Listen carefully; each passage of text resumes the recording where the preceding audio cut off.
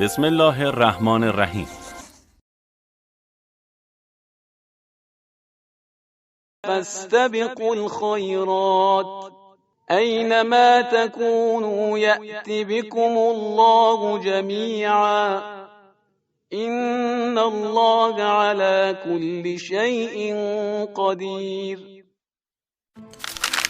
پس تم لوگ نیکیوں کی طرف سبقت حاصل کرو، تم جہاں کہیں بھی ہوں گے اللہ ایک دن تم سب کو حاضر کرے گا، یقیناً اللہ ہر چیز پر قادر ہے۔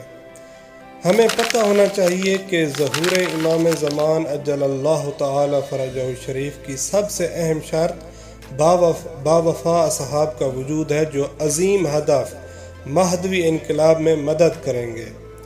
ایسی فوج جو مومن، طاقتور اور مؤثر ہوگی کہ جو امام زمانہ کی حکومت میں مرکزی کردار ادا کرے گی۔ اسی لیے مباحث مہدوی میں سب سے اہم بحث امام زمان اجل اللہ تعالی فرجہ الشریف کے اصحاب کے وظائف، خصوصیات اور شناخت ہے، اور یہ کہ کس طرح امام زمانہ کے اصحاب ظہور کے وقت حاضر ہوں گے۔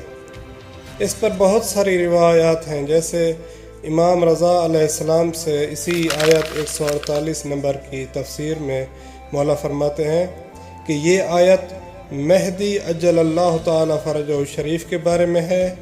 خدا کی قسم، جب ہمارا قائم قیام کرے گا تو پوری دنیا سے ہمارے شیعوں کو ان کی مدد کے لیے خداوند متعال جمع کرے گا۔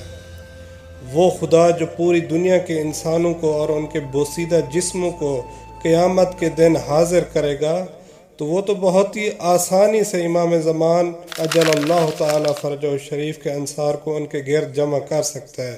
اور اب یہ کہ اصحاب کا جمع ہونا یہ اسباب مادی میں اور ظاہری سے ہوگا یا ان کا جمع ہونا معجزہ یا طی الارض وغیرہ کے ذریعے ہوگا، یہ ایک بہت ہی مفصل بحث ہے کہ جو بعد میں ذکر ہوگی۔